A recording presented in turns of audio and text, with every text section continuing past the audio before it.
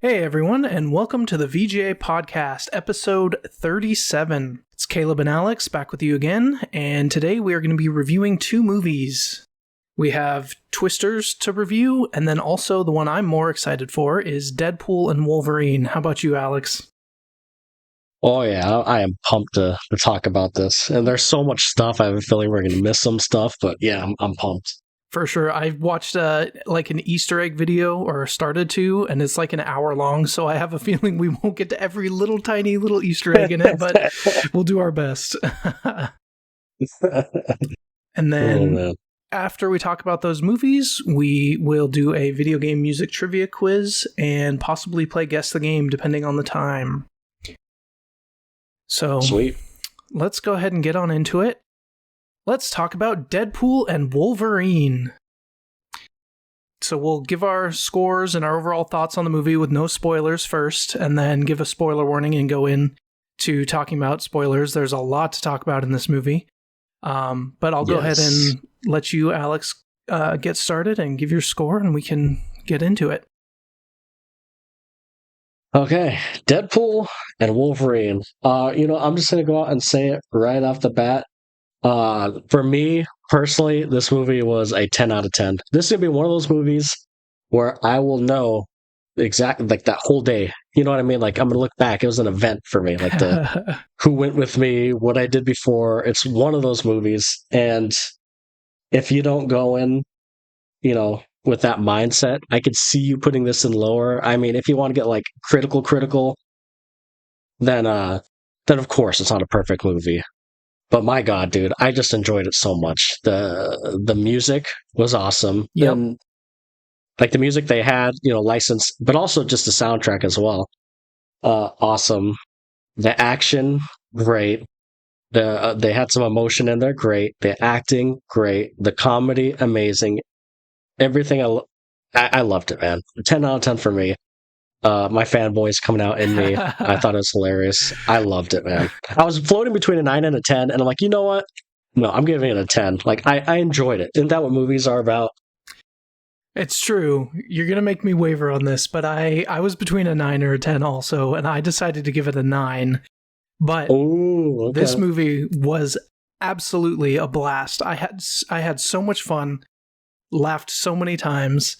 The only thing that I feel holds it back for me is the story was pretty bare bones, but I didn't go into this movie expecting an amazing story, so it didn't really bother me, but I can see why other people, if they're not super Marvel fanboys, may not like this movie as much. Like, it's a lot of nods to things that if you're not in the know might just go over your head, but for me, I absolutely loved it. I came to this movie to see great action, comedy, fourth wall breaks, cameos, and craziness, and man, this movie had that in spades. And it was absolutely the most fun I've had in theaters this year, hands down. Oh God, yeah. I mean, seriously, like, this movie is everything I've wanted in a Deadpool movie. Like, seriously, like the action, Deadpool's always had decent action, but I don't know, I felt like the action was even amplified. Maybe that's because we had Wolverine as well.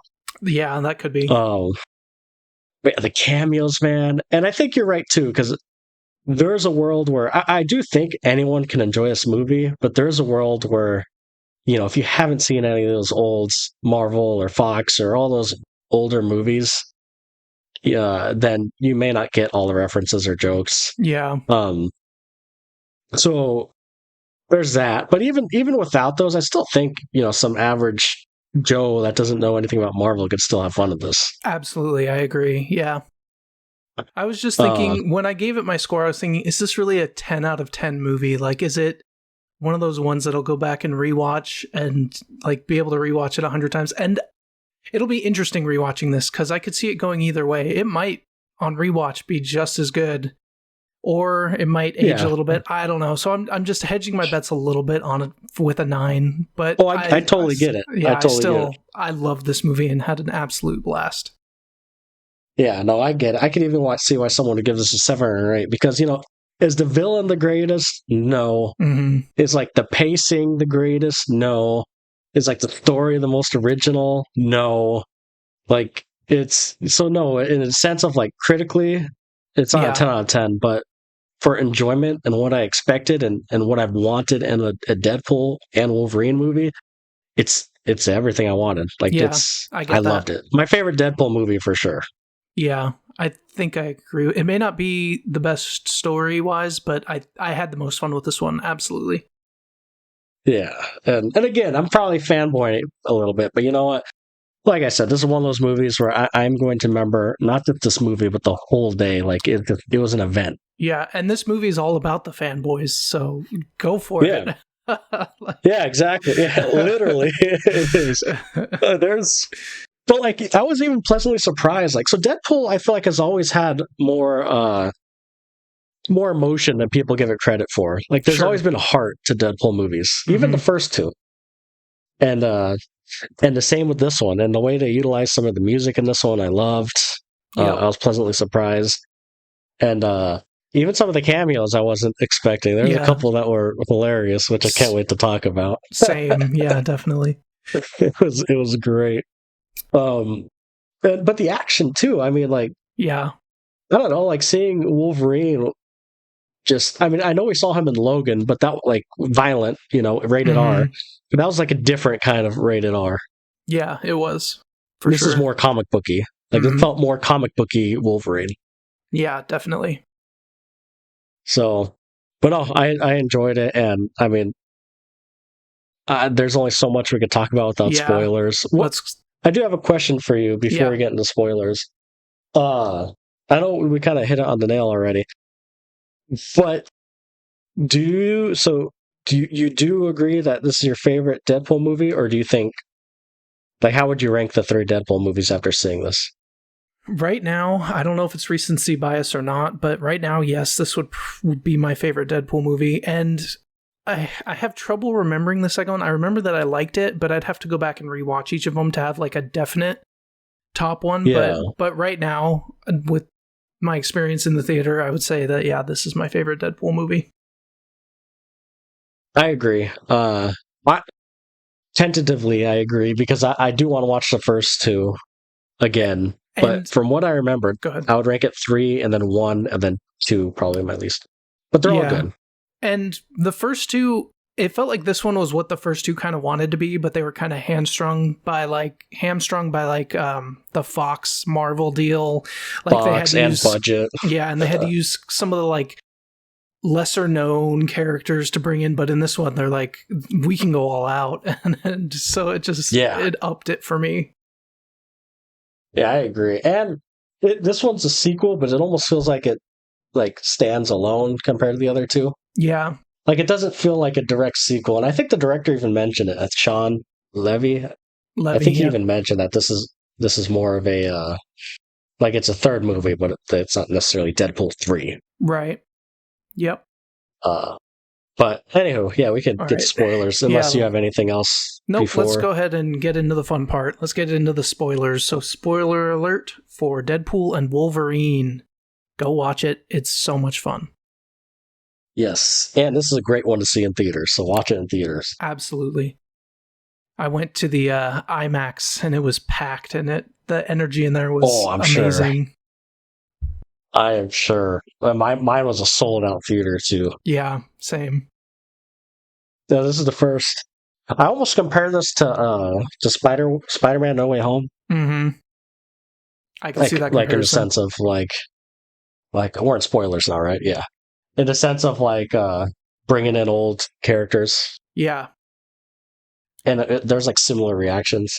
Oh, yeah. There were a ton of similar reactions, I feel like. Yeah. It was... God, so first and foremost, I guess we start at the beginning. This is the best opening in all 3 movies. I loved this opening. It was so funny. Him trying to dig up Wolverine's corpse and expecting him to still be alive and him not was really funny. And then that was hilarious. Yeah. Then him using the bones as weapons. And that fight was really good. Yeah, the action was great. And then again, the music was great. Great opening music choice. Amazing. Yeah, the music choice and it just everything landed for me. The comedy, the music, the violence and action. The cut to him just doing the actual dance from the music video. You're right, though. I loved how he's like trying to dig up, our Logan, like the one we know. Yep. He's just dead. He's like, "How are you dead?" Him doing the voice, the Australian voice with the skeleton was great. Yeah, my favorite opening of all three movies. Yeah. And they've all been good from what I remember. Like, I remember the first one being really good too. But yeah, this one was amazing. Yeah. You're right in the sense of I rewatched the first one recently. Okay. But I don't remember the opening of the second one. I need to rewatch the second one too. Yeah. But that whole beginning, like that set the tone, and I knew, I'm like, oh, this is awesome. It was like just 5 or 10 minutes. Yep. And then, so pretty much, it's a TVA, right? Yep. They're basically going after him because he went and changed some of the timeline stuff, right? Like in the older ones. Yeah, in Deadpool 2, I think it showed him doing some stuff with time manipulation and going back and killing the other version of Deadpool, the like really stupid version. Then Green Lantern, or Ryan Reynolds signing the Green Lantern. That's funny. And so they kind of use that to like, hey, we're taking him in. So so the TV wanted him in, and then that's kind of where we get, I guess, one of the villains, I guess you could say, right? Paradox. Yep, I would consider him a villain. Yeah. He was actually pretty funny, too. Yeah, I wasn't expecting that much comedy between, like, he just kind of seemed like a normal suit in a corporation at first, but it allowed Deadpool to play off of him very well. Yeah. Like the straight so how did you feel about that villain? Like that whole TVA stuff? Yeah, I think pretty average, honestly. I feel like it was pretty average. He was just kind of like the average villain with an average, like, he wants to destroy a timeline that's, important to Deadpool. And so that gave him good motivation, but him as a villain, it's just like, pretty average. Yeah, I agree. I think if there is a weak point, I do think the villains are weaker. When I think of a Deadpool and Wolverine movie, I think of, these aren't the villains I would think of. Right. Yeah. And he's just kind of introduced to us in this movie. It's not like a big bad that we've heard about. He's just kind of new. I don't know. But that scene where, Deadpool kind of playing with TVA is funny. I think. Yep. I think I'm getting ahead of myself too, right? Did I skip the whole beginning with the birthday party, or was that after this TVA stuff? That was right before he went to the TVA, I think, because he walked out of the door, answered the door, and it was the TVA. Yes. Yeah, so we got to see the X-Force at the birthday party, which was pretty cool. Very briefly. Yeah, that was great. And then, some of the jokes you see in the trailer, they can't use cocaine, they can do anything else. Yep. That whole interaction, that first interaction with him in the TVA, I was dying. Yep. I will say, like, you bring up trailers. I think I only saw the announcement video. I didn't watch any other trailers for this movie, and I feel like that also elevated it. Yeah, I was like, I saw that, I'm like, I'm definitely seeing this movie. I don't need to see any more. So that also helped. Like, I didn't get anything spoiled. I had only watched the very first trailer. I didn't watch any of the other trailers they brought out. So I had only seen one trailer. Nice. So I didn't see too much about it either. I get some of the jokes. But yeah, not seeing any of them. Yeah, I mean, you got no jokes spoiled. Yep. I was pretty happy with that. But like, this is where like the heart of the movie, I feel like that comes in. Like at the end of the day, like he just wants to like be relevant, have a family, be with Vanessa. Yep. His love interest, and have a purpose. Like Vanessa wants him to have a purpose. Yeah. And that's the whole point of this movie is he's trying to, have purpose, become an Avenger or an X-Man or something. Yeah, and I like that as a motivation for Deadpool. That seemed to work pretty well. No, I agree, and because I like it. And some of the normally with Deadpool, it seems like he doesn't really care about anything, but giving him something to care about is a good plot device. Mm-hmm. And like the first one kind of did it like with Vanessa. Yep. And this one, I guess, does it similarly too, but kind of more broad. Not just about Vanessa. Yeah, it was his whole friend group. Yeah. So that's where I kind of get this, like, the heart of this movie. Like, it's all laughs, but you still get a little bit of heart. Yeah, for sure. But yeah, that first interaction with TVA, like, I was dying, man. It was just yeah, that was funny. Very. Some of the jokes, like, I can't even say because it wouldn't be funny for me to say. It's just how Ryan Reynolds says it is hilarious. Yeah, it's very quick and just like, I don't know, the timing is great on all the jokes. Yes, like, oh, it's so good. And then we also see what's his face from the second movie. He works with him at the car dealership. Yeah. Is it Ted? Is it Ted? It might be Ted. I'm looking it up. Yeah.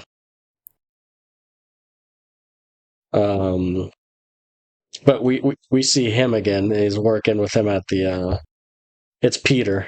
Peter, that's right. Peter. Yeah. Yeah, and he was actually pretty important in some of this. Peter, that's right. Okay. Yeah, Peter. So we kind of saw him with Deadpool working at the car dealership. And again, funny scenes with him showing off or doing a driving test with the family. Yep. It's just funny seeing Deadpool in like real life situations. Yeah, that was probably not the best job for Deadpool, but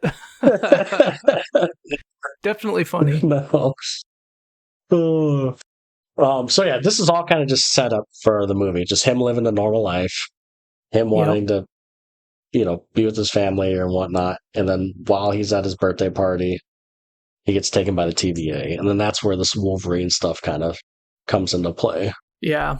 Yeah, he suits up at the TVA. He gets adamantium swords.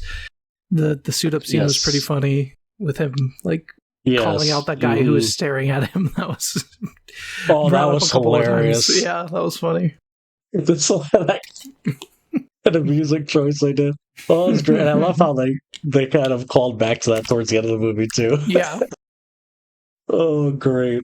That's one thing too. If like this movie is not PC, man, it don't care. So if you're sensitive with that kind of stuff, like this movie don't care. Like it will say things. I agree with you that Logan was an R-rated comic book movie, but this is way more R-rated and comic booky. Like it's just a different feel for an R-rated movie, and it just fits so well in the Deadpool universe. Yes. Yeah, exactly. This one has that more fun, playful, colorful, comic booky feel. Yep. I'm not saying it's better than Logan. I'm just saying it's different. Yeah. But yeah, I personally, I love the whole, like, no things off limits, I guess, except for cocaine, which I'm assuming that has to be true because they didn't do it. It's true. They did talk about it a lot, but yeah. Yeah. So, like, I love the fact that, like, it's not PC. It's almost like a roast. Well, like, the thing is, though, is, like, and I think Kevin Feige said it great because people asked him, like, how are you okay with the Deadpool movie, like, bashing on Disney? Because they bash Disney so much, saying they're in a funk, saying the multiverse sucks. Yeah. Like, the thing is, they bashed everything. They bashed, like, the 20th Century Fox. They bashed, like, all these scrapped movies. They bashed Disney. So it was fair game for everybody. That's what Kevin Feige said. He's like, look, like, Ryan Reynolds' Deadpool, the most he makes fun of is himself. Like, and he's like, so Kevin Feige's like, if I'm that person that says you can't make fun of me, like, that's the no fun person. You don't want to be that person. Yeah, that's a good way to put it. Yeah. Yeah, so like Ryan Reynolds, and it's not like a mean, like I think that's what makes Deadpool so lovable. He's not like a jerk.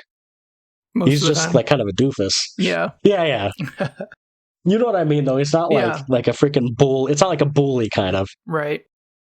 Well, like, you know what I mean? Like you know what I'm trying to say. Yeah. But very lighthearted.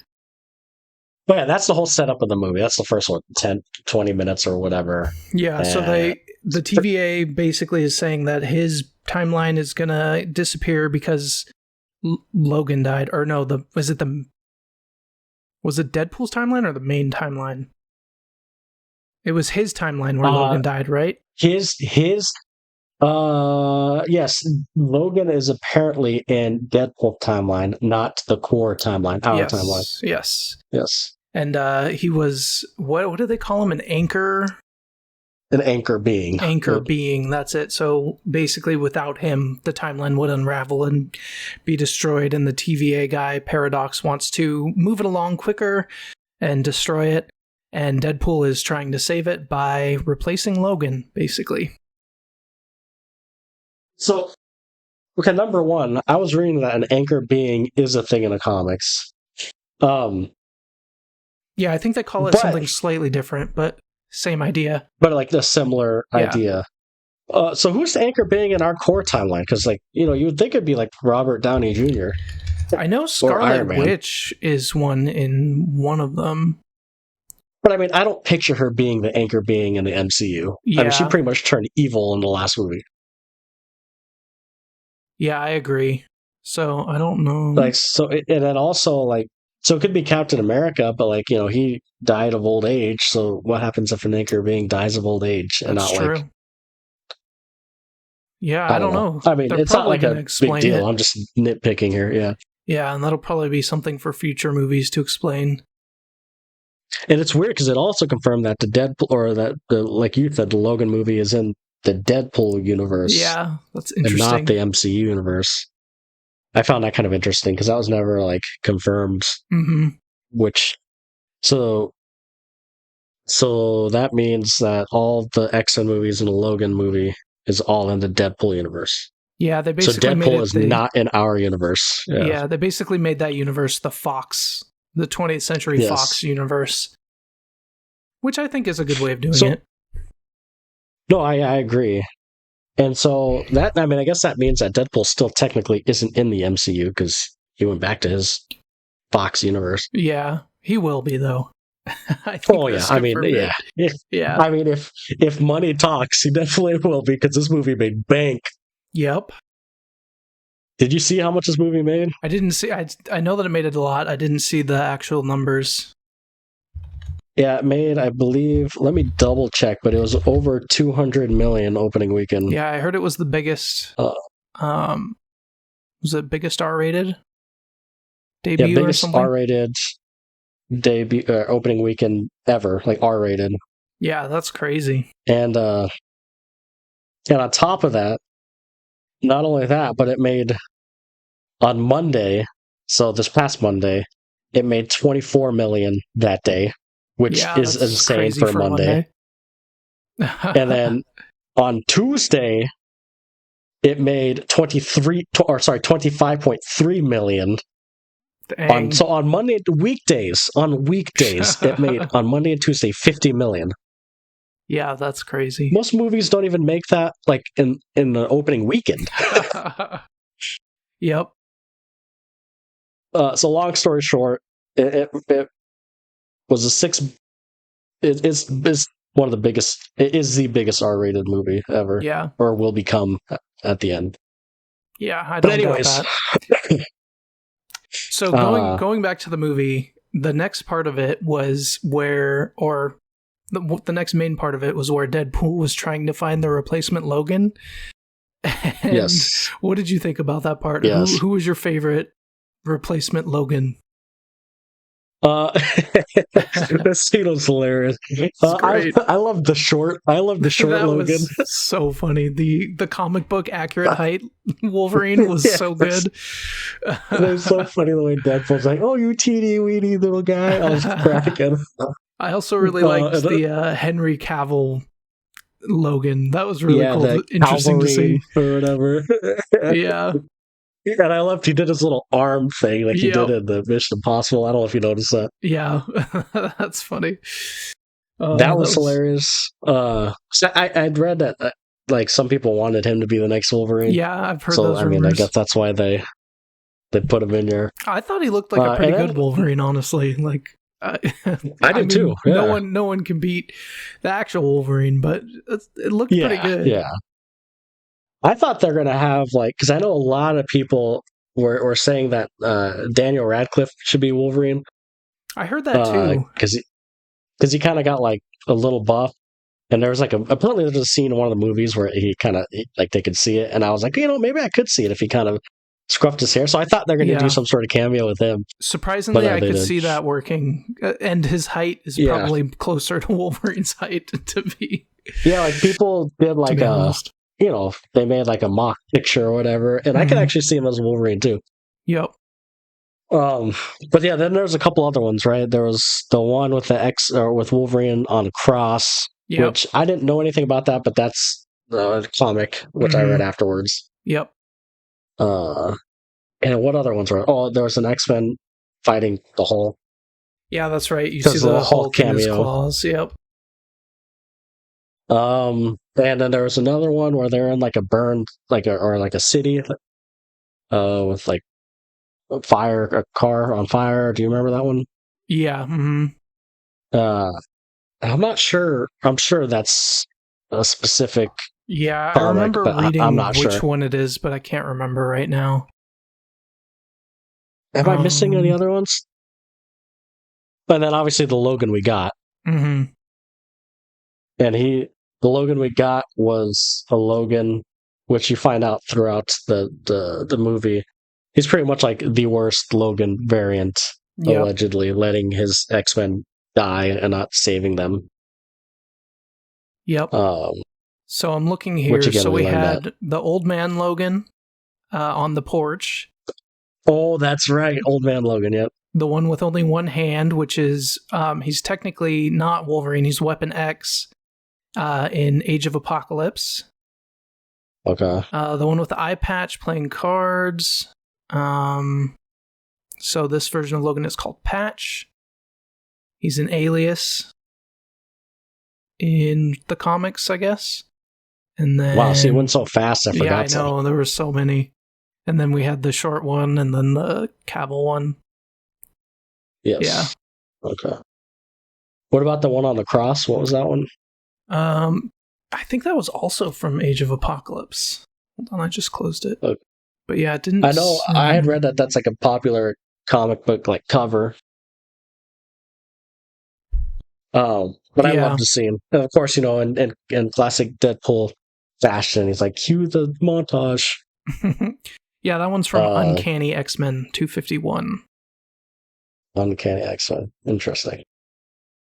Which, I'm sure comic book readers they probably noticed a lot more of those little cameos for sure than you or I. Well, at least I haven't read any X-Men comics. No, not that many. So he finds our Logan, and again, he's pretty much a drunk loser. And of course, he makes jokes about not being able to bring out his claws. Yeah. He takes it back to the TVA. Yeah, whiskey claws. Takes it back to TVA and pretty much says, here's your Wolverine. And then here's the replacement Wolverine. And then Paradox laughs at him because you can't replace an anchor being, apparently. Yeah. At least not from another universe. And then there was some exposition there, but it basically ended up with them being pruned. They used the sticks from Loki and pruned them. And then they end up in the void, where I would say a majority of the movie happens in the void. Yeah, 85% of the movie probably happens in the void. Which I didn't expect. Me neither. I thought they're going to be bouncing around to different universes. Yeah, I was expecting that with the TVA.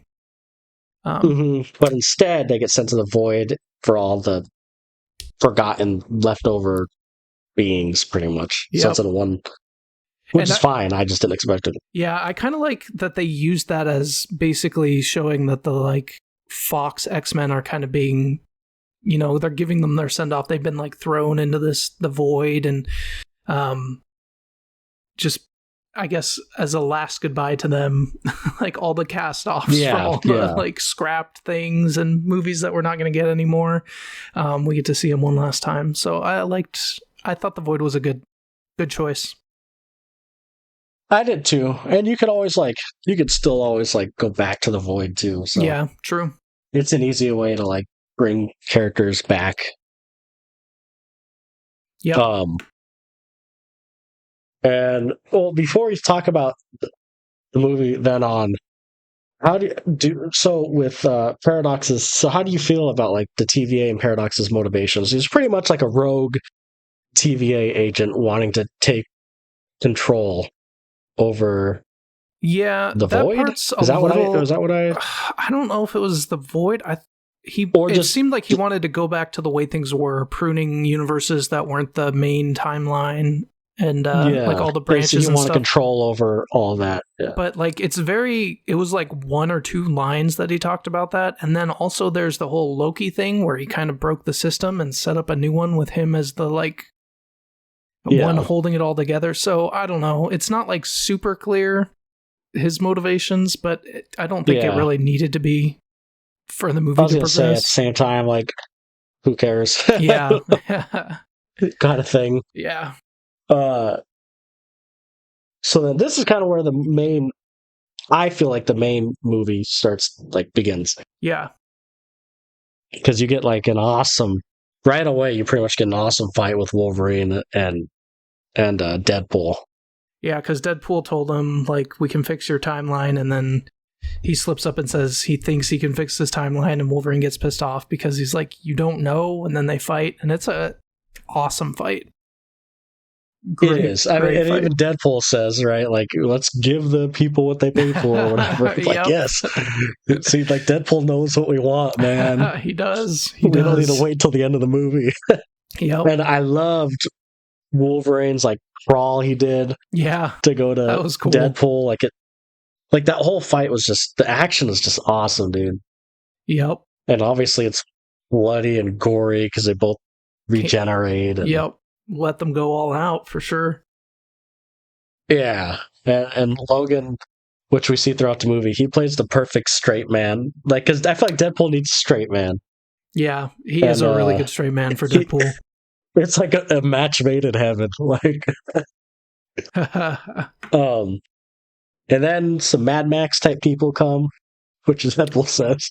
Yeah, it did look like Mad Max. It really did. When he said that, I cracked up. Like, I was going to say that.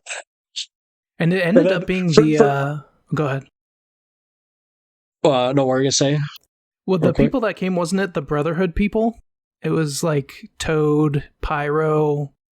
yes, Pyro from the original X-Men trilogy. Yep. And yeah, Sabretooth also from the original, and Toad, yeah. Yep, from the original movies. So it was all of Magneto's old cronies. Yeah, which I was like, oh, dang. Like, I was surprised. Yeah. I was not expecting them to show up. No. And I loved... Well, I'm getting ahead of myself. But yeah, I wasn't expecting them to show up at all. So I thought that was pretty cool, a little tie-in. Yep, and Wolverine and Sabretooth finally got their fight, even though it was quick. Yes, but I loved it, though, because like Wolverine just kicked his butt pretty much. Unlike, I know in the original ones, Wolverine gets his butt kicked by him. Yep. And then this to me was the most hilarious cameo. I think I know what here you're at the beginning of the movie. Yeah. It's the one with Chris Evans. Oh, that was so good. When he showed up and you could tell Deadpool thinks it's Captain America. It was hilarious, dude. When he said Flame On, it was so surprising and so funny. My entire theater burst out laughing. I was saying, like, oh my God, he's going to say it. He's going to say it. Because you could even kind of see, like, his suit, it had some blue and there's some red and white. I'm like, okay. Yeah, and when it said Flame On, I was dying, man. Oh, that's great. Such a good way to use the fact that he played both characters. Yes, yeah. For those of you who don't know, which I'm sure most of you watchers do, he played Human Torch and Fantastic Four way back in 2005 or whatever it came out. Yeah, 2004, 2005, something like that. but it was hilarious. And I thought he had died in that moment because they shot him down, but then he continued on. Like they caught. So pretty much they captured him and Deadpool and Wolverine. If I were him, I probably would have wanted to die because he fell really hard on that side. I know. God, Jesus Christ. I thought he was dead. He got even a worse fate later. That's true. Yeah, then they get captured and they get taken to what do they call this villain? What's her name? Cassandra Nova. Cassandra Nova. That's right. So how do you feel about her? So she's kind of the main villain, I feel like. I feel like as a villain, she didn't do anything too like crazy, nothing that stood out too much, but I feel like she was actually pretty solid as like pretty good casting. So she's Charles Xavier's twin that got sent to the void. And I thought she looked pretty similar. And I thought her powers were really cool, very menacing. Like imagining creepy. Yeah, imagining a villain Charles Xavier is a pretty scary thing, and I think they pulled it off pretty good. I was confused about something. Maybe you could clarify. So she was mentioning that she killed Xavier in her universe with an umbilical cord. Is that what she's saying? That's kind of what it seemed like. Yeah. So in her universe, she killed Professor X, hence why she got sent to the void. Yeah. That's what I got from it, but I could be wrong. That's what it seemed like to me. Okay. But I agree with you. I personally still think kind of a weaker villain. Yeah. She was intimidating. I guess there is the tie back to Professor X. I feel like for me... Go ahead. I'll let you finish. No, I was just going to say, for me, I feel like there was other villains that could have been more of an impact to Deadpool and Wolverine. Even just having Professor X as the villain or something. Yeah.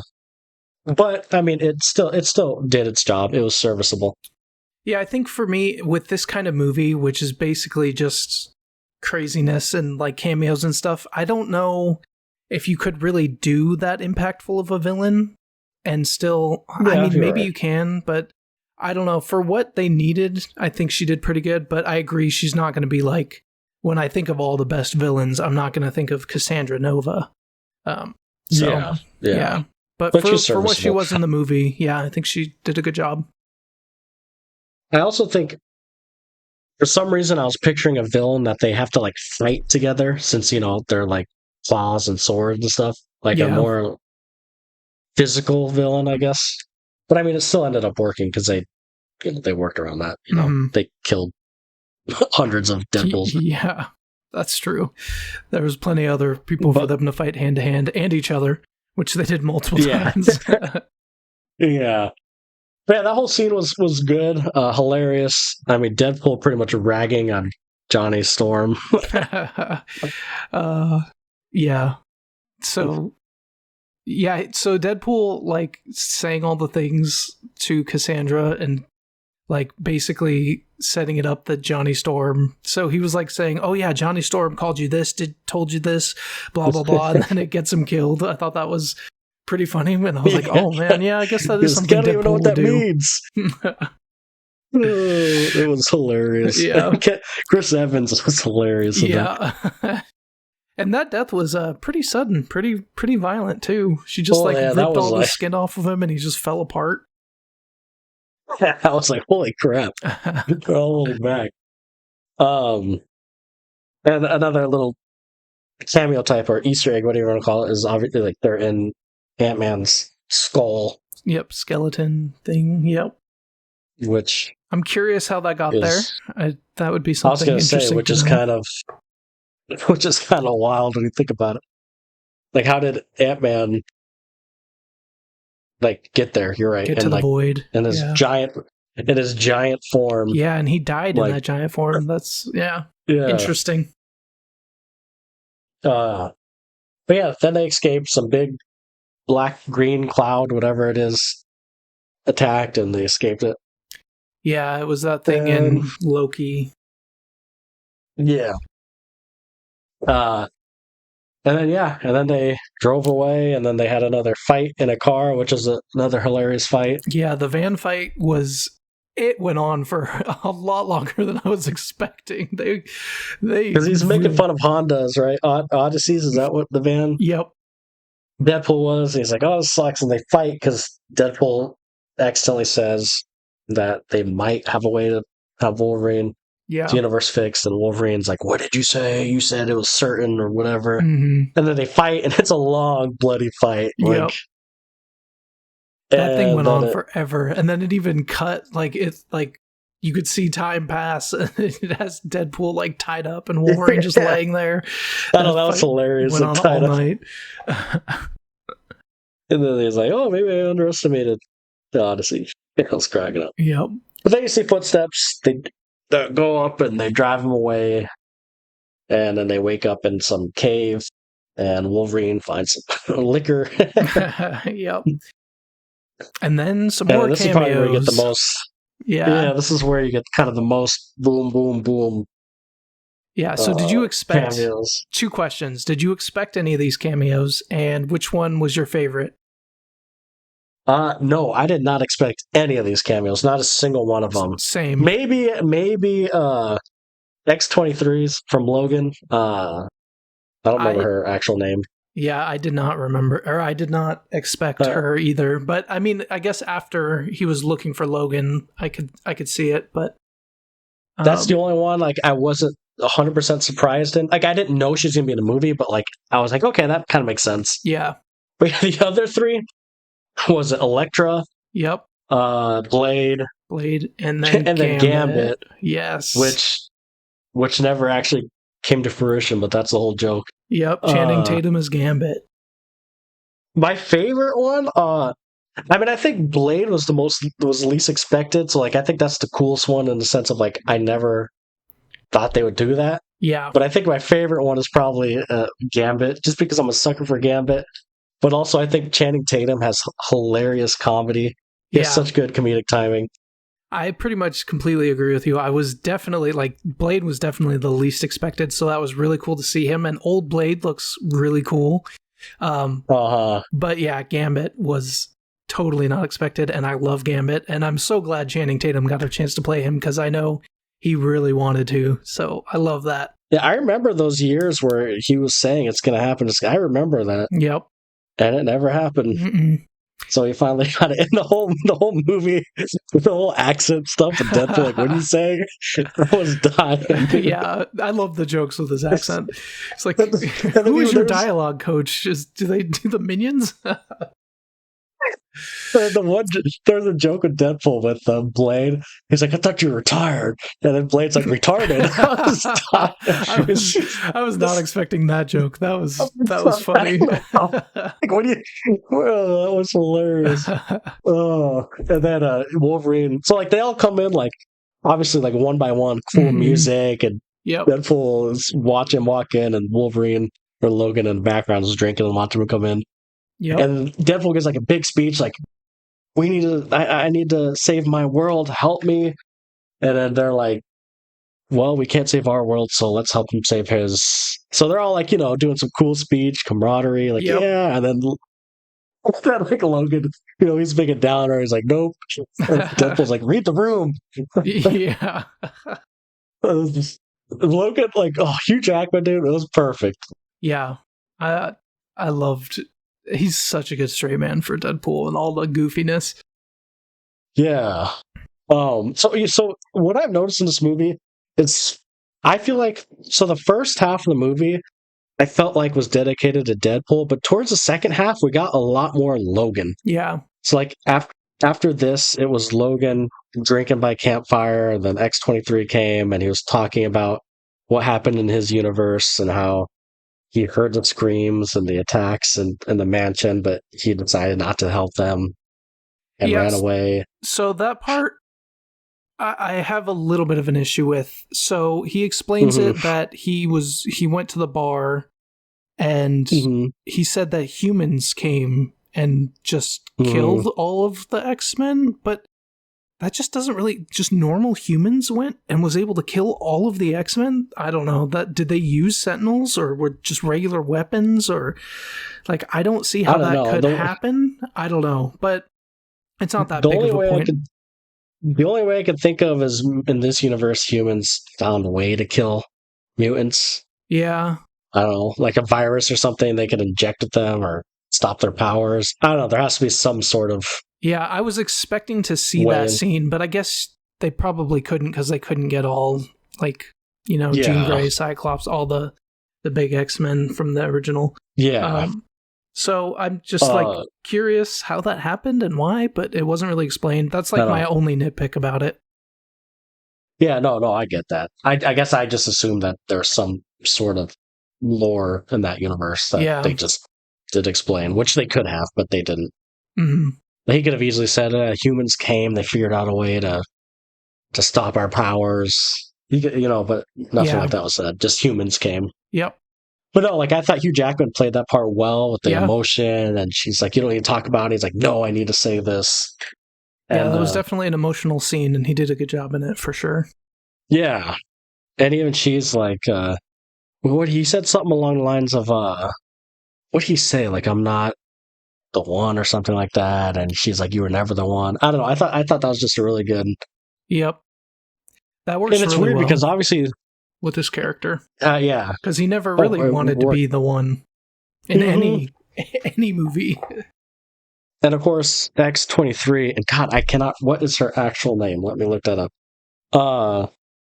It's weird because obviously the two actors were acting together in Logan, right? But this is a different Wolverine than the one she's talking to. Yep.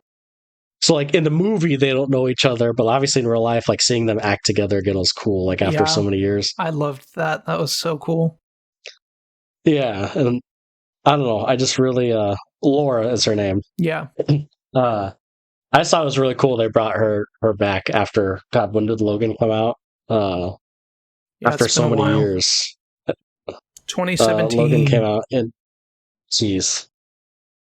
So what, 7 years? So this actress was, she looked a lot older. Yeah. Clearly, it's been 7 years. She was just a kid in the first one. Yeah, she was born in 95. Dang, yeah. So, yeah, but no, I thought that was a great scene. But yeah, then just the second half of the movie, it was, I don't know, I while I was watching it, I kind of made mental notes. I'm like, okay, so the first half was kind of Deadpool. Second half felt more emotionally with Wolverine, Logan, kind of knew it. Because the first half, it felt more like just a Deadpool movie with Wolverine. Yeah.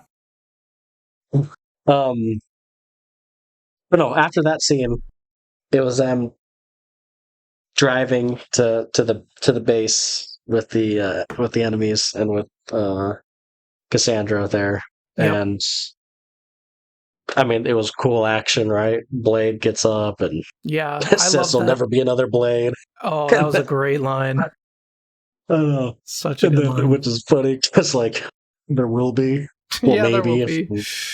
Possibly, but yeah, I really like that line. And then they all get there. They have an awesome little superhero entrance, and then Logan comes out of the trunk and surprises them. Hey, I'm here too. Man, and then they have an epic showdown. Oh, so before you get to that, the whole main point of this was they had to get to Juggernaut's helmet, so Cassandra couldn't use her. Yes, so that was the whole plot of this. Why they're going back there. Yep, and I cannot wait to rewatch that fight scene. There was so much going on. I feel like I focused on a few things. I focused on Gambit because he had a really cool moment where he put cards on a bunch of people and then went boom, and they all blew up. That Gambit was cool. Awesome, man. Yeah, his powers looked amazing in live action. They did. Honestly, he looked the coolest in my opinion in that whole fight. Yeah, but I feel like I focused on certain things and I can't wait to go back to focus on all the different things because there's so much going on. There's so much going on. It was chaotic, in a good way. They did give each character a moment to shine. Yeah, that's true. Elektra had her moment, and of course, Blade, he had some cool moments. Yep. and X-23 had a cool moment of slicing some dude's feet off. I love it because she puts her little sunglasses on and yep. And then while all that action's going on, Wolverine and Logan get up to the tower Deadpool. And face Cassandra. Yep. And Deadpool gets knocked out because she pretty much said, "Does anyone shut this guy up?" And then she goes into Logan's mind. Which I will say about Cassandra, her powers it is creepy. It's kind of gross. It is creepy. Definitely not as strong as Xavier's because she has to touch someone to get into their mind, but it definitely looks more invasive. Yeah, I mean, she's pretty much literally mind effing you. What Deadpool says. Mm-hmm. You're part of the club now. But, so we kind of, again, we get a little bit more emotion with Logan and his sadness, and and doesn't she believe in himself, and doesn't she promise that she can help save his universe or something, or she tries to manipulate him somehow with that, she can make all the noise stop. She can pretty much take all the pain away. Yep. And it's pretty much the whole, this is why I feel like the emotion played in this, because Deadpool and Wolverine kind of have similar wants. Mm-hmm. They want to matter, they want purpose, but it's different, because Wolverine, he wants to matter because he's never mattered in his life. He's been a loser, he's abandoned everybody. But Deadpool wants to matter because he wants purpose and he wants family. Mm-hmm. It's they both want the same thing, but they come from different backgrounds. I don't know, I really liked it. I liked that too. But anyways, so we kind of learn more about Wolverine, and then X-23 or Laura, she gets the helmet, throws it up there, and they put the helmet on her, and then what's the flame guy's name? Pyro, that's right. He comes in and kind of shoots her, right? Yep, with the helmet on, so she can't regenerate. Yes. And then they need to make a decision. We need her to get out of here. But she's saying, the second you take off this helmet, I'm going to kill you. So they're in a little conundrum. Yep. Do you take off the helmet or do you not? And then Logan's wants to be the bigger person and do what Xavier would want him to do and give her a chance. And that's totally something that Xavier would do. Absolutely. Absolutely. So it made 100% sense to do that. Yep. And that's kind of how they escape that. Yeah, she uses Doctor. She even says a line about Doctor Strange, I think, and then uses his teleport ring thing to make the, what did he call it? The Marvel glittery circle. The Marvel sparkly, sparkly circle. Yep. Yeah, and then they jump out in some cool slow motion, and they get out. Yep, and it's right as Goliath. It's Goliath. The big smoke thing is called the Goliath. So as it shows up, they leave.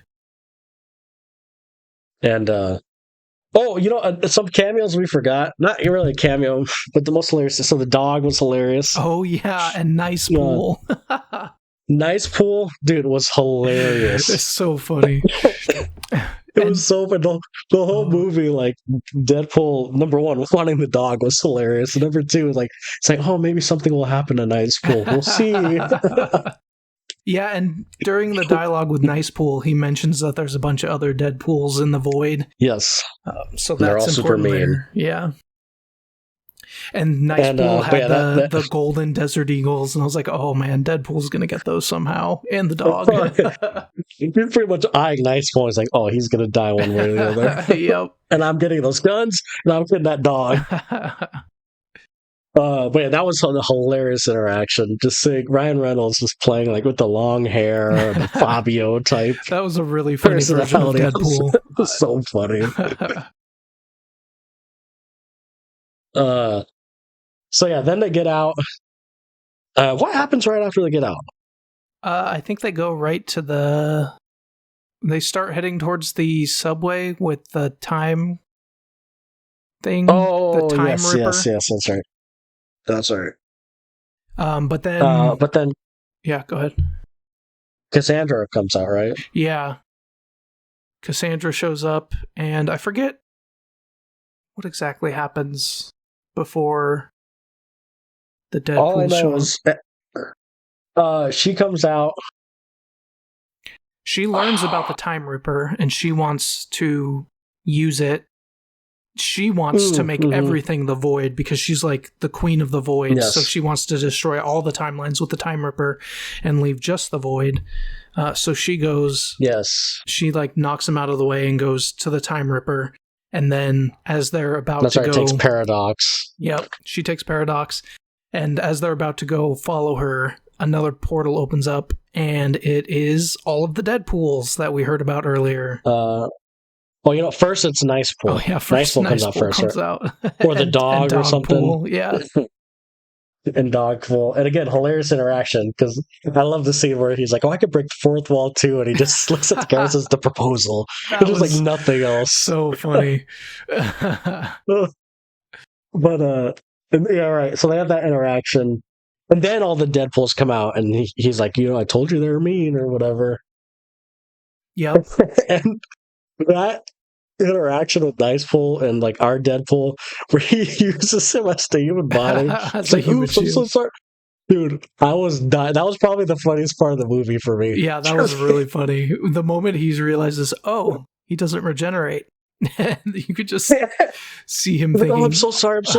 And I'm like, and then like Wolverine and Logan getting the dog out, and I'm able to just walk across because I don't want to kill the dog. Yeah, that was hilarious. But you see Deadpool like, I don't think he's gonna make it, Logan. It's like he's squirting out blood, dude. That was hilarious. Yeah, so good. Yeah, all those Deadpool comes out. Nice Pool dies because they figure out he can't regenerate, and then you get like another awesome action scene.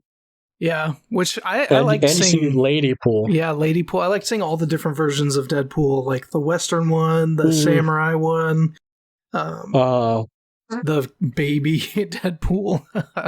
Yeah, the baby Deadpool. There's like a cowboy one or something. Yep.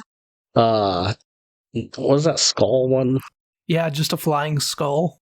Yeah, just a flying skull. And then there's Lady Pool, which I didn't know till afterwards, but that was Blake Lively's wife. Yeah, I read that. That's pretty cool. I didn't know that during the movie, so like I read it after. Yeah, I didn't know that either. So they fight all these 100 or whatever Deadpools, and again, it was another awesome action scene, which I can't wait to watch this one again because, again, there's so much going on.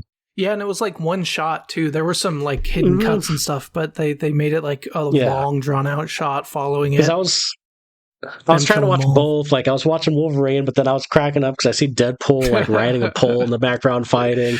Yep. I was like, I need to watch this again. Yeah, for sure.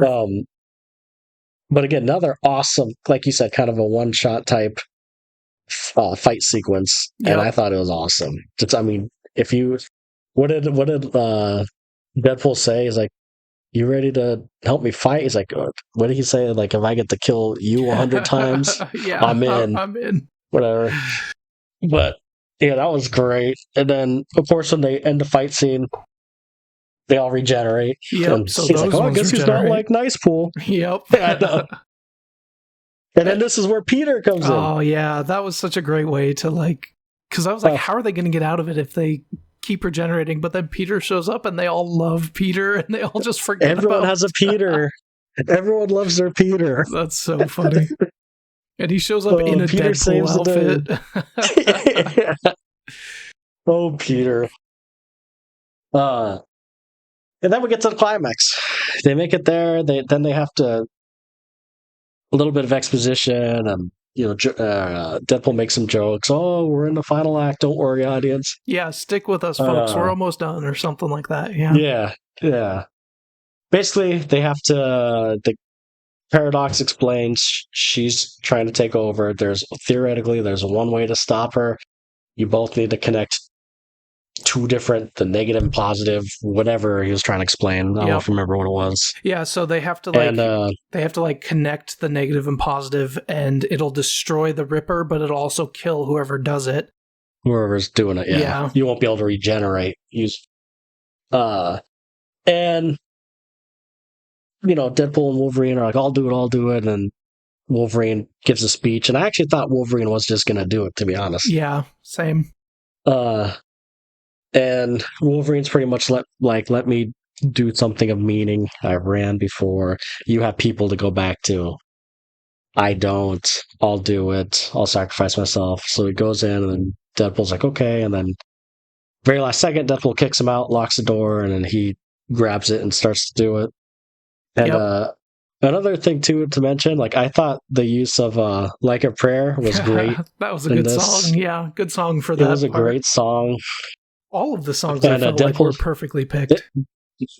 They were all perfectly picked. Fun fact: did you know this is the only time "Like a Prayer's" ever been in a movie? No, that's funny. Madonna has never let anyone use this song, and so Ryan Reynolds had to, and I think Sean Levy too.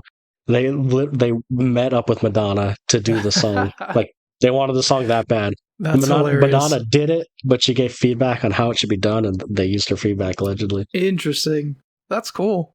But yeah, I didn't know that, and I read that interview with the Ryan Reynolds. Like, oh, that's kind of interesting. Yeah, definitely. But anyways, then that song's playing, and then again, this is where kind of the emotion comes in. You start seeing flashbacks of Vanessa and the family and his friends, and then you kind of see like Wolverine trying to knock the door down to help him out because he can't quite reach one of the other ends. The funny part to me about that is, why was Wolverine trying to break it down by like slamming against it instead of just like clawing through? I know. I don't know. Intensity, man. I guess so, yeah. But then he gets in, and then they're both doing it, and again, Like a Prayer, I thought, like, with all the flashbacks and montages, I thought, like, hit good emotionally. Yeah. And then they decide, okay, let's finally do it. And his shirt like gets ripped off, and you see Deadpool like staring at his abs. That was funny. And then allegedly they die. And this is the second funniest line I've ever seen. Is when, or not seen, but the funniest line in the movie to me was Paradox is talking. He's trying to play Mr. Good Guy. If it wasn't for me and my team, this would be taken over, sacrifices. And then Deadpool's like, I have risen. I was cracking up because he's Marvel Jesus. He is Marvel Jesus. Just the way you said it, I have risen. And Paradox's reaction to that, he's all pissed off. That was also really funny. Oh, and then yeah, that's pretty much And then Peter comes, and that Peter's interaction with the TVA lady, I don't remember her name. Yeah, I was not expecting that. There was some serious sexual tension there between Peter and the TVA lady. Like there was like an awkward 10 seconds of silence, and Paradox is like, "What is going on here?" But yeah, that's kind of it. And they decide to they were gonna send or arrest or send Deadpool back to the Void, but what was it? Wolverine who did a speech like he saved everybody. Yeah, I don't know. They decide to not send him back to the Void, and as a matter of fact, to bring a few people out of the Void for him. Yep. Yeah. At the end, we see did we just see X-23 at the end party? I think it was just X-23. Yeah. Which I don't think Gambit or any of those were there. Mm-hmm. And obviously Logan was there too. Yep. So they go to that shawarma place or whatever from the end of the Avengers. I like the line. Did you know the Avengers discovered shawarma or something like that? and then pretty much Wolverine's like, well, because he was like, I'll see you someday, maybe. And he's like, well, why don't you just... I don't remember what was said, but he ends up with Deadpool at the party. At his place at the party. So he kind of has like a family now kind of thing. Yep. And yeah, that was pretty much it. And then I thought the end credits were cool. It kind of showed all the behind the scenes of all the old movies. I loved that. It made me feel so nostalgic for those movies. Like, they weren't perfect, but man, I love those movies. And seeing the behind the scenes of all the old X-Men and seeing how young Hugh Jackman was in that first one was crazy. I know. They even showed like footage of like Ben Affleck's Deadpool, or not Deadpool, Daredevil, which I was surprised he didn't show up, to be honest. Yeah. Which they did make a joke about that with Elektra. They did, yeah. Or with But yeah, I thought that was neat. This really was like a love letter to like the old Fox movies. Yep, it was. It was an amazing send off. Yeah. Oh, and then the post credit scene was hilarious too. Amazing. I love the post credit scene. Oh, so you see it's a flashback to Chris Evans saying everything that Deadpool said he said, and then at the end of it, he's like, "And you can quote me on that." Which Deadpool does to Cassandra, and it gets him killed. Oh, that was great. Great movie. This is why I gave it a 10 out of 10, man. Let's from start to finish, I was just entertained. I loved it. It was a love letter. I felt nostalgic. Seeing Wolverine use his mask for the first time, like everyone, that probably got the most cheers. Yeah, I thought that looked really good. Surprisingly so. It was so cool to see. Like, everyone's wanted to see that forever, and seeing Hugh Jackman again as Wolverine, I never thought we would again. Yeah, me neither. I don't know, dude. This is just one of those movies where, even though it's not perfect, it's just one of those where I will forever adore. Yeah, as a fanboy, it's a 10 out of 10 for sure. As a movie overall, I gave it a 9, but in my heart, it's a 10. Yeah, how's that? I get it. I get it. No, I accept. I accept. But yeah, dude, I loved it, and I would actually go see it again in theaters. Like if some of my friends out here mentioned, "Hey, you want to go see Deadpool?" I would. Yeah, I probably would too. So I loved it, man. I was so excited to talk about it, and I knew this would eat up a lot of this podcast time. This is going to be a monster to edit, but it's worth it. But yeah, I mean, I think we were pretty thorough with this one. Not too many, hopefully not too many edits. Yeah. But sweet. Yeah, that's all I got on this one. Do you have anything else to add? No, I think we hit everything. Yeah, great movie. I want to go see it again. I think it comes out on Disney Plus on September 9th, so if I don't see it in theaters... Did they already announce it? I think so. I think that's what I heard. Yeah.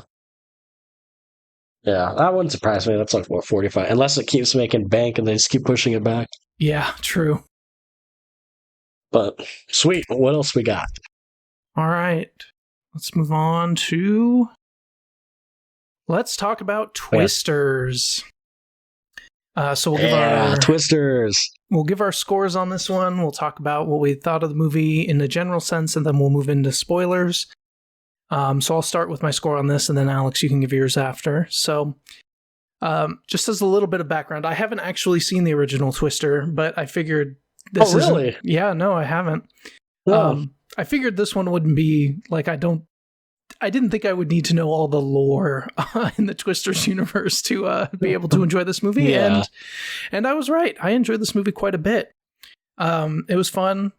Very cool visuals, amazing sound design. The characters were interesting enough, and it was a better story than I was expecting for this kind of like disaster movie thing.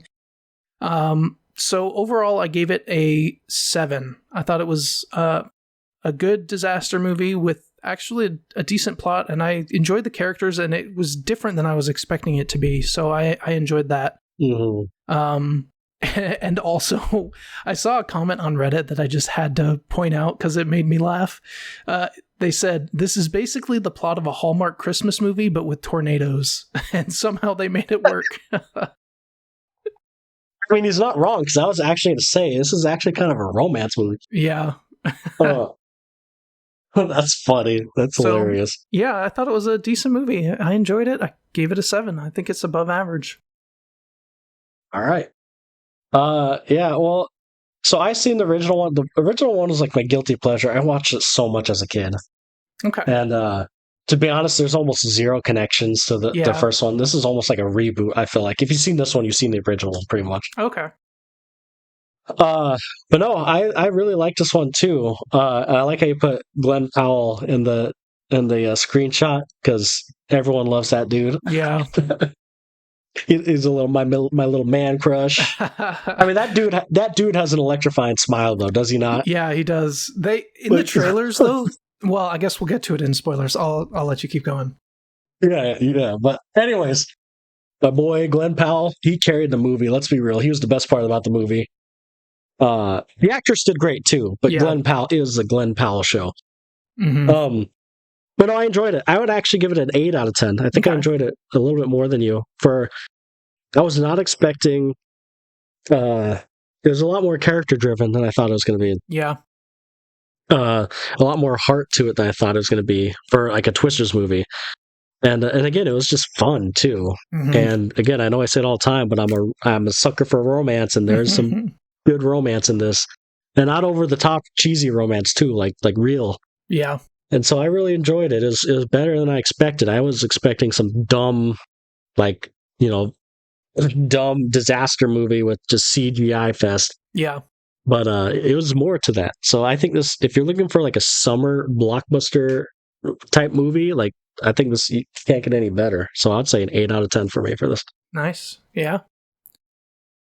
All right. Well, then let's get into spoilers so we can start talking about the spoiler parts of the movie. So, spoiler alert for Twisters. All right. So what were you going to say about Glenn Powell in the trailers? So in the trailers, they definitely made him out to be like kind of a douchey character, like one of those like thrill YouTube, doesn't really care, just wants to get the views and be crazy kind of character. But I actually like how they kind of subverted that, and throughout the movie kind of flipped it where he's the one that actually cares, and then the person you thought cared, her friend from the beginning, was actually the one doing it for the money and stuff. I thought I was not expecting that from the trailers, so I like how they did that. Yeah, and they made him also like, they didn't make him the dumb, like you said, the dumb villain. He was a smart dude. He had depth to him. So I agree. I was not expecting that either. They could have easily made him the stereotypical douchebag. Yep. Like a dumb idiot, but like he's actually smart. Yeah, agreed. I like how they did that. He just knows how to kind of have fun. Like, there's some scenes when him and the main girl were talking, and he says that he's terrified, even though he never acts like it. And I'm like, see, this is like real. Like, I didn't expect this kind of conversations. Yeah. But the whole beginning I thought was great too. So it starts off with her and her friends doing a project. It's her project. Yep. So they want to try to get, okay, I'm no scientist, but they want to try to get some sort of chemicals in a tornado so it can dissolve a tornado, correct? Yeah, they're trying to like suck the moisture out of it, so they use like a chemical in diapers to suck the moisture out, and then basically cancel the tornado and just make it fizzle out. Yeah. So this is her experiment. She brings her friends, and this is where you kind of see, like you mentioned, her other friend Javi. Mm-hmm. He's kind of like, I don't know, in the flashback, he's kind of like the tech guy. Well, the tech guy that's kind of wants to sleep, kind of joking, not that serious, not organized. Yep, kind of like a burnout kind of character. Yeah. And so he stays back, and then Kate and her friends have to chase the tornado to get the robot ball things sucked up in there. Yep, to release the chemical. Yeah, to release the chemical, and things go wrong, and her friends die. And I thought it was pretty terrifying the way they kind of slowly go out, like it's sucked in by the tornado. Yeah, it was very sudden when they get sucked up. Like, I was kind of... Yeah. I felt there were some predictable things about this movie. Like, when that started, I was like, oh, I don't know if... I think only the main girl's going to make it. Like, I kind of thought that. Yeah. And that's what happened. But it looked really cool and really terrifying, for sure. Like, it looked like a... Yeah. It felt like a crazy storm. Well, and the way her boyfriend died, too, kind of like hugging her, like, it's okay, which they play into that later in the movie. Yeah. And he's just gone, like, just thinking about that, like, God, how terrifying would that be? Yeah, super terrifying. Like, jeez. And then it kind of cuts to black, and then she kind of walks out. You see the destruction, and then it cuts to, 5 years later, I believe? Yeah, I think so. And she just works at a meteorologist place, predicting weather for a news station. So she's in New York. In New York, yep. She's not in Oklahoma anymore. And she's kind of she's terrified. Like, I think she is terrified. She has a lot of PTSD, it seems like, from that. Yep. Yeah. And I think they did a pretty good job of portraying the PTSD, like with the nightmares and her waking up saying, like, it'll be okay, just like how her boyfriend was saying. And yeah, that was a good portrayal of it. Yeah, I agree. And it, like, again, this is the kind of stuff I wasn't really expecting in this movie. Same. And then Javi, she gets her boss or whatever tells her someone's waiting for her, and it ends up being Javi. And apparently Javi went into the army, correct? Or the Marines? Yeah, I think it was the army or something. Yeah. And he has the funds now and has the people and equipment to be able to 3D map kind of finish the tornado. What they started. Yeah, he's set up these like devices that if they can triangulate them, then it can like 3D scan and map out an entire tornado. Yes. And she has some kind of unique ability to like sense the weather or understand what the weather's doing and where it's going to go. So he needs her to like be able to lead them to where a tornado is going to be so that they can set up the 3 different scanners. Yeah, because he knows, like, she doesn't need any fancy equipment or nothing. She just has this sense. Yep. Which they play into throughout the whole movie. Mm-hmm. And I think Kate is the actress. Daisy Edgar Jones is her name. I think she did great for her character. I liked her. She was a strong female character. She had her faults like every normal person trying to get through. There was something she had to overcome throughout the whole movie. Like, I thought she was a great character. Yeah, and, I agree. I think for me, the one weakness is I think Javi. He went into so many different directions. Like, I get his purpose. Like, he's working for the bad guys, but he needs to understand.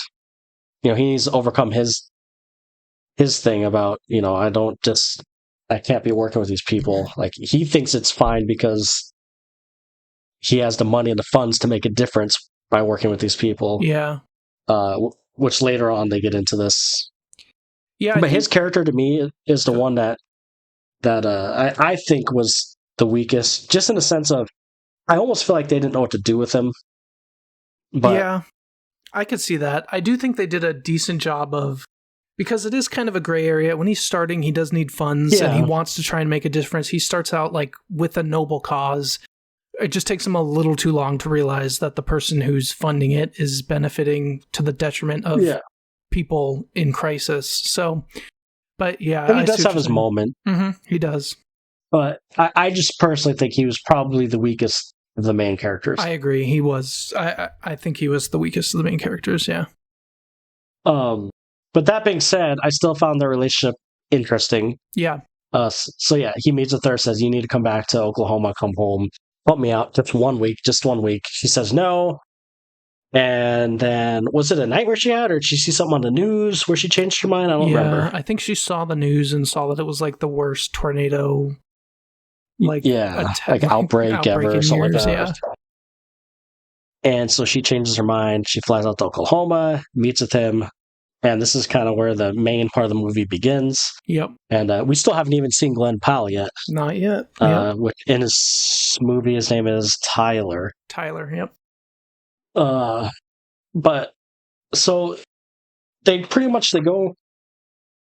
Well, what is it? It's like a gas station or something where all these tornado chasers meet up or wait for tornadoes. Or yep. Yeah, so there's a ton of them there. Yeah, and also like news people and whatnot. And then Tyler and his crew show up, and they're like the fun celebrity YouTuber type people selling merch and the storm and recording chasers. videos and everyone loves him, and he has that smile and the charisma, and everyone's like, "Ooh, Tyler," and of course Javi hates him. Yep. And of course, there's more to it, right? Which, again, they could have easily gone basic, predictable, like, this is it. Like, they are just generic YouTubers, douchebags that chase tornadoes, but they totally flipped the script. Yeah, I like that they did that. And they could have even made it that like Tyler changes to like understand that he needs to do more or something. But I like the fact that they made it that he knows the actual, like what's actually needed and is just doing the funny videos to kind of fund it, to actually help instead of the other way around, that Javi is actually doing it. Yeah, I love that too, because I had thought that you're right. I thought it was going to be the opposite, where Tyler is going to be like, you know what, this girl knows what she's talking about, and he starts falling in love with her, and then maybe he's like, okay, I shouldn't be selling merch or doing this or doing that. Yeah. But yeah, they do a good job with that. And then the first kind of chase scene, besides the beginning of the movie, happens.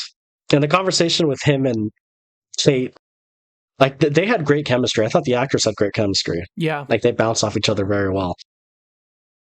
She walks off, and he's kind of like asking where do you think it's going to be? What's your name? Kind of thing. And, they have their little stuff. She's like, it could be this way or that way, but I think it's this way. They have their little moments, and they chase it. I liked how standoffish she was to him, because to her, she's getting the same impression that I did in the trailer, that he's just this thrill-seeking douche that like doesn't really care, and you can tell that just by how she interacts with him. So I thought that was done well. I agree. Yeah, like it was understandable. Like, I was even like, okay, this dude, like he's being too douchey right now. Then they have the first chase, and of course, Tyler and his crew, they're just kind of funny, right? They're recording it, and they want to go into the tornado to shoot fireworks. And they have this like British reporter that doesn't know what he's getting into with them. And yeah, he was funny too. Yep. So they're trying to do that, and then also, of course, Kate and Javi and their crew are trying to do the triangulate scan of a tornado. Two of them get down, and it's just Javi and Kate that needs to do it. And she kind of has her PTSD and can't do it, and tells Javi, we gotta go. She gets scared. They drive off. Can't do it, and Javi kind of takes the blame. But then you see, Tyler and his crew, they're going in there. I'm like, dang, they're going in the actual tornado. And they're shooting fireworks off in the tornado, having fun, yada, yada, yada. Javi's annoyed. So that's kind of how the first one goes. But number one, I thought the special effects looked great. Yeah, the tornado looked cool, and the fireworks in the tornado looked really cool. Yeah. And then again, I thought Tyler did, and Glenn Powell, I thought all those actors and characters did great. They're fun. Yep. And then also, I like how they start playing with Kate's PTSD. Like, it was, I don't know, it felt realistic. It's like her first time facing a tornado again. Tornado. Yep. It makes sense that she'd get jumpy and want to drive further away, which is why the scan didn't work, because they were too far away. So that all makes total sense, yeah. And I even like that Javi takes the blame for this first time, like it's her friend, he knows. Mm-hmm. Like, I'm glad he wasn't a jerk about it initially. So all that was good stuff. And then after that, they go back. Or what do they do? Is this where they stay the night at the hotel? Like, all the people stay the night at that motel or whatever? Yeah, I think so. Mm-hmm. Or is that... So, yeah, I think so too. So all the storm chasers, they all stay at this motel in the middle of nowhere so they can get a jump on it in case another tornado pops up. Yep.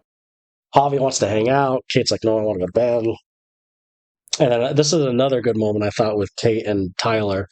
She just walks up the stairs to go to bed, and then she sees Tyler there fixing up his car or something. Mm-hmm. And again, she kind of has the sass back to him, but he likes it, man. You know what's that? Like, he likes it. He likes the hard to get. Like, you can tell he's like, oh, someone's standing up to me. Yeah, like, that's true. I don't remember the exact conversation. I don't know if you do. Yeah, no, not fully. But I do know, like, there's, like, she was saying stuff, and she was kind of clapping back, and, his crew was like, oh, she burned you, and he's all smiling, like, oh, he likes it, man. The chase, man. The chase. And then what happens after that?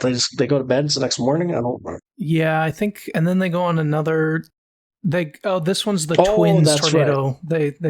There's two of them. That's right. And Tyler chooses one to go after, and then the more obvious one that looks like, right? Yeah, and she sees the wind changing, and I like you could see like the ripple over the grass and how it focused on that and kind of flew over. That was a cool shot. Yes. And then she changes to the other one, and that ends up being the one that actually forms. So I think that's where he realized that she really knows what she's doing. Tyler realized that. And even the British reporter said something too. And I don't remember the exact conversation, but he even started getting interested in in her more than Tyler almost, yeah. Yeah. So after this whole thing, so they get the tornado and they get it placed, but then the tornado sucks up the scanner. The scanner, and they lose it, right? And then after this, it goes into that town. What happens? So does it go into the town? It's going towards a town, and Javi wants to go pick up the scanner that was sucked up so that they can get the data. But she wants to go help the town, so she steals his car and leaves Javi there. It almost looks like she leaves him in the path of another tornado or something. So she goes off and takes off to the town and sees that the storm chasers are there helping out. She sees them like selling stuff is what it looks like, but then she finds out that they're just selling the t-shirts and giving everything else away to people in trouble. And that's where you kind of realize, these aren't really the douchey, only interested in clicks kind of people. They actually care. Yes. I thought that was...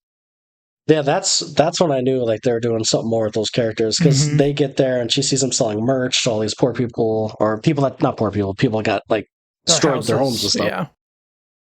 And she gets mad, and then one of the Tyler's crew member offered, here's some food and water, and then she, Kate gets mad, like, you shouldn't be selling these to people, give it to people in need. And she's like, oh, no, we are. This is why we sell our merch and stuff, so we can buy the stuff and give it to the people in need. Yep. And I think there Kate's she also sees Javi's investor there talking to someone, I think, about buying up the land. Yes, trying to buy land. Yep. She notices, Javi's in with someone who's not doing good. Yes. So, like, I feel like this was kind of the turning point. Because then she leaves. Well, then Tyler's there looking for, like, a dog or something, but before she knew about the merch stuff, she was mad at him. Yep. She goes back to the hotel, then Tyler gets there, shows up with pizza. She slams the door on him. And then she opens it because she feels bad, and he's like, I want to take you somewhere. And then I feel like this was probably the best part of the movie for me. I really liked the scene with them when they go to the rodeo. The rodeo. And Tyler starts kind of explaining, like, yeah, this is where I grew up. This is my place. This is where he kind of gets vulnerable. Like, I'm terrified of tornadoes. Yep. But you can't run from what you're scared of. All this stuff. This is where it started feeling like a romance movie, to be honest. Maybe that's why it was my favorite. But no, I just thought it was cool, right? It felt very like patriotic with the flags and like the rodeo and America. But just their chemistry, like, I thought it was a really good scene. How did you feel about the scene?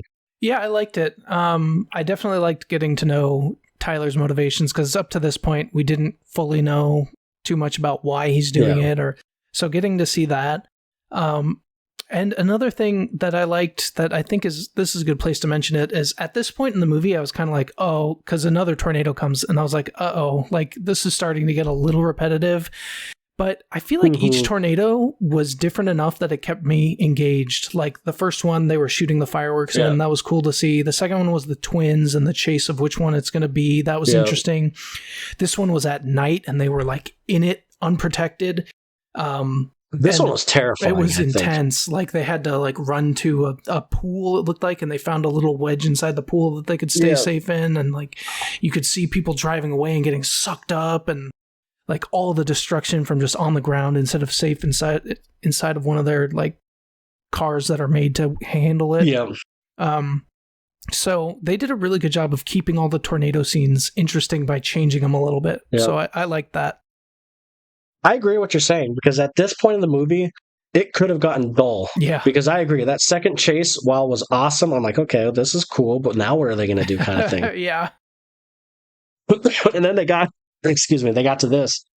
And this was the most terrifying one for me. I don't know if it's because I live in the Midwest, but the thought of just a tornado popping up in the middle of the night, it just looks so ominous at night. Yeah, it really does. And I like how just being in there was that lady in the I don't know what it was, a hotel or something, and she's like, in the hotel, "Oh, don't worry, 9 out of 10 times it's not a real tornado." Yeah. It's like that's how everyone acts out here, man. Like, oh, it's fine. Yeah, I literally read comments. They're like, yeah, that's literally what everyone says. Like, nobody takes them that seriously. So I swear to God, like, everyone's like, oh, it's fine. Like, it's like, they're used to it. Not so much in my area, but like, still though, like, that's why it was so funny. Cause like, oh, that's how someone would react. Yeah. But like, that whole scene was terrifying. Them kind of running to find shelter and seeing the chaos in the background, and so one of the dudes people getting in their car and getting sucked out. And, and again, this is a great parallel to the beginning, where they're in the pool, and then Glenn Powell, Tyler, he helps a person and then just hugs her, and saying, "I got you," and it's almost like she's waiting for him to get sucked up, and then when she noticed he was still there, because they shot it where it was like at one point you could only see her. And then it zoomed out and you could see him. So yeah, that was a good. And were there flashbacks? I feel like there was like flashes of that other storm too, kind of showing her PTSD. I believe there was, yes. Yeah. So like, I thought that was very well done. And I feel like that was the moment. Like, I don't know. I personally feel like that was the moment where she realized, like, okay, I can get through this. We can survive. And she started caring about Tyler. I agree, because he like saved that kid or saved the mom of the kid or something, and so yeah.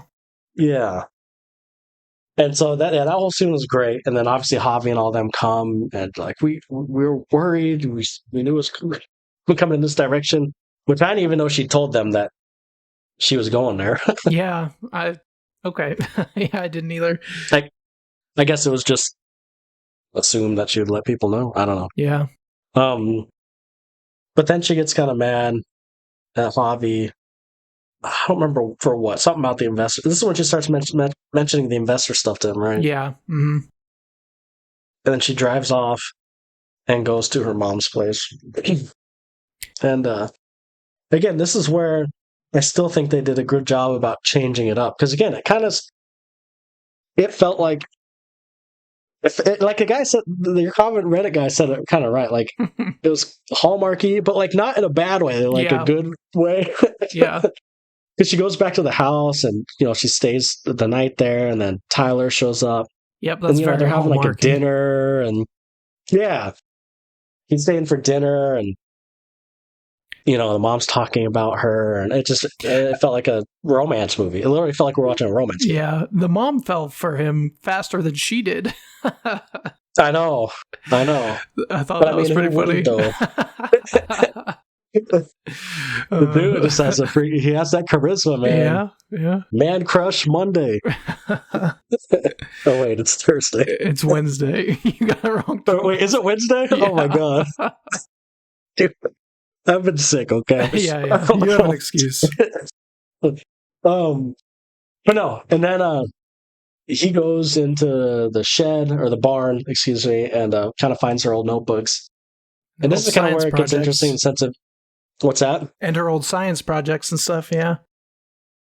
Yes, and they did a good part. They showed more flashbacks here, or videos or whatever, of her and her old boyfriend that died. Yep. And I thought that was pretty emotional and sad. That might have actually been before Tyler showed up. Yeah, it might have been, but yeah, he sees her plans, and this is kind of where we start learning where he's like actually really smart. He's not just some dumb jock. Yeah, because they start working out like what went wrong and what to do that could fix it, and so they like get the idea too, because what went wrong was the moisture was rain falling down, and they needed to like be able to change it back into moisture in the air so it could be sucked up. So they used some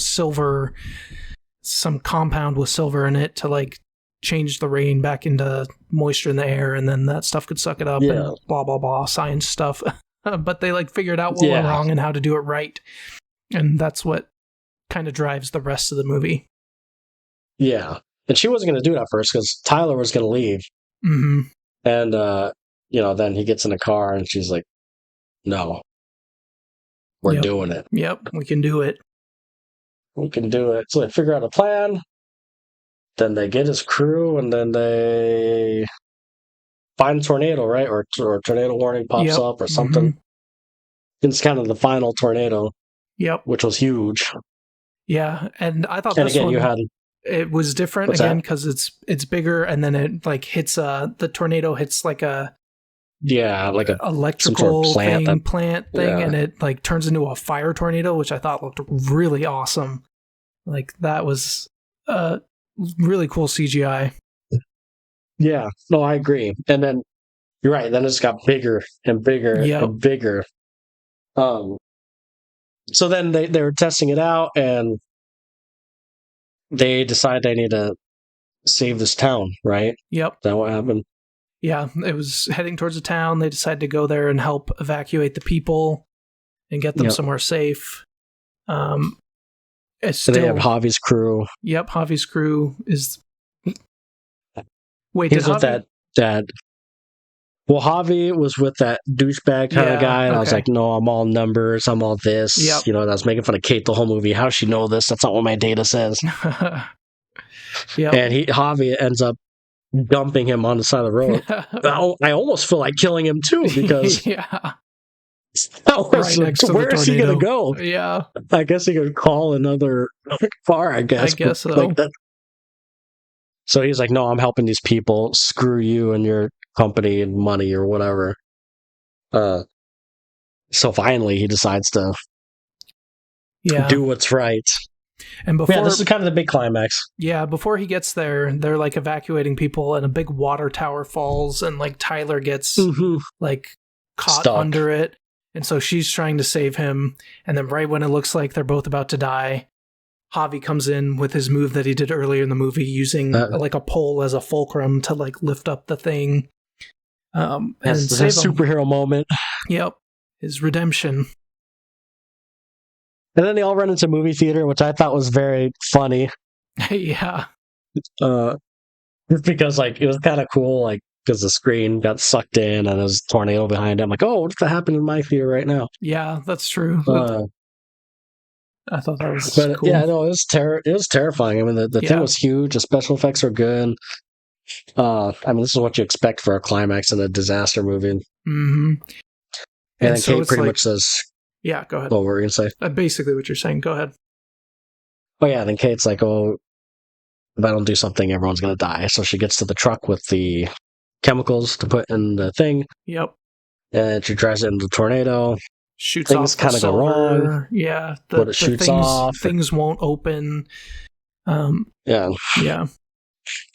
And she gets it, and it works, and Tyler finds her, and they all live happily ever after. Yeah. One thing about that, I was a little worried that they were going to have her go try it, and then Tyler swoop in and save her, because that's kind of like how Hollywood movies go. But I really like that she did it all on her own. Like, he helped with figuring out the issue before, but like she was the one who went out, took the truck, went into danger, shot the thing off, and took out the tornado.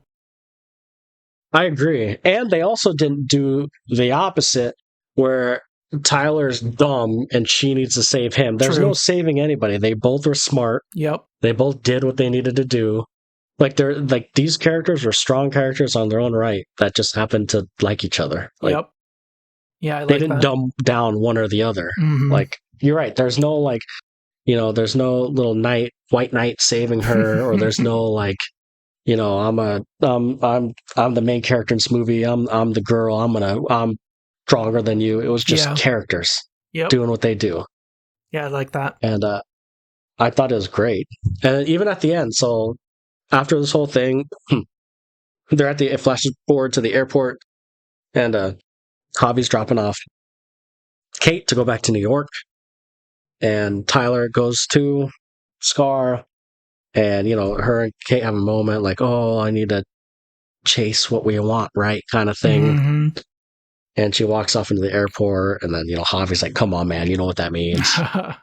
And while he gets back in his car, contemplates it. And then I thought the funniest part of the movie was at the end with Paul Scheer, the actor, just being like, dude, you got to move your car. Like, come on, get out of here. Like, I thought that guy was so funny. And then he drills it in. Drills to the ground. And then chases what he wants. And then he chases what he wants, goes in there, and they have their moment, and, then they hear about a tornado warning. Yep. And it ends. And you know what I also love about this, too? Is there is romance, but there's no forced kiss. There's no rushing. True. It was just romance. Like, I don't know, because I was reading that they played with it. They filmed a kissing scene, but like it just felt more real and natural, like how it was. Like, yeah. I think it. From what I read, ended up good. The director said, "This is what the director said. This is my words. Where he thinks that the generation now doesn't need a kiss. Like back then, everything was sealed with a kiss, like back in the day, like that was the romantic moment. But nowadays, kids want more of that emotional connection. So he played around more with the emotional connection and not the physical connection." Interesting. That's cool. I like that. Which is why they didn't kiss. It was more of a which I liked it too, because you don't need to seal it with a kiss. They can have their moment in the sequel or something. I actually really loved it about that. They didn't force anything. Yeah. But they have that connection. For sure. That's obvious throughout the entire movie. Yeah. And I think that's why I gave this an 8, is because I think the writing was better than I thought it was going to be. Yeah. I thought the characters and acting was great. I thought it was a little smarter than I thought it was going to be. I mean, it's still a disaster movie. Right. But they flipped the script on some things. There's no, both characters, male and female, strong. It was just fun, man. It was a good movie. It was a fun movie, for sure. Definitely exceeded my expectations going in. I was like, okay, I'm ready for a disaster movie. But it had more than that. It was good. Yeah. And I know there'll be a sequel because this movie made bank, too. Nice. So I'm sure they'll turn this into a franchise. Yeah, I'm curious how they'll do that now that they can just stop tornadoes. So we'll have to see. The tornadoes evolve. They have sharks in them now. Oh, wait, it's a crossover. Doing a crossover in Sharknado. That'll be hilarious. But yeah, man, I knew I would like it just because I'm a sucker for disaster movies. Just like a fun, they're just kind of fun but stupid. But I was pleasantly surprised, that's for sure. Yeah. But yeah, me too. Yeah. I did not have that high of expectations, and I enjoyed it. Yeah, it was great. Go out and watch this one too. There's some great movies out right now. Yeah, for sure. But yeah, that's all I got. Yep, same. Cool. Okay. What time? I probably won't be able to do any more things. Okay. It's almost been 2 hours, I think, already. Yeah, we're at 1:43. That works for me. 2 videos to edit, and then we'll do it again on Sunday. So I think Deadpool took what, an hour on its own? Yeah, hour and 15 minutes. Yep. It actually worked out that we'll talk about House of the Dragon. Talk about House of the Dragon on Sunday. 2 episodes. Yeah, that's why we didn't talk about it today, in case anyone's wondering. Unless you edit this part out. Well, this will be in the full podcast. Yeah. Yeah, that's true. Sweet. All right. So next week we'll have the 2 episodes of House of the Dragon before the finale. Yeah. Nice. And then the music quiz, correct? Yep. I might try and figure out a nerd pop quiz, but I'm not totally sure. We'll see if I have time. Okay. And then maybe guess the game too. Yep. Mm-hmm. Sweet. All right. Cool. They'll have to find a show after House of the Dragon ends. That's true. Yeah, I'll keep an eye out. There'll for be something that pops up. Yeah. All right. Sweet. Well, thanks everyone for joining us on this VGA podcast, episode 37, and we will talk to you next week. Peace.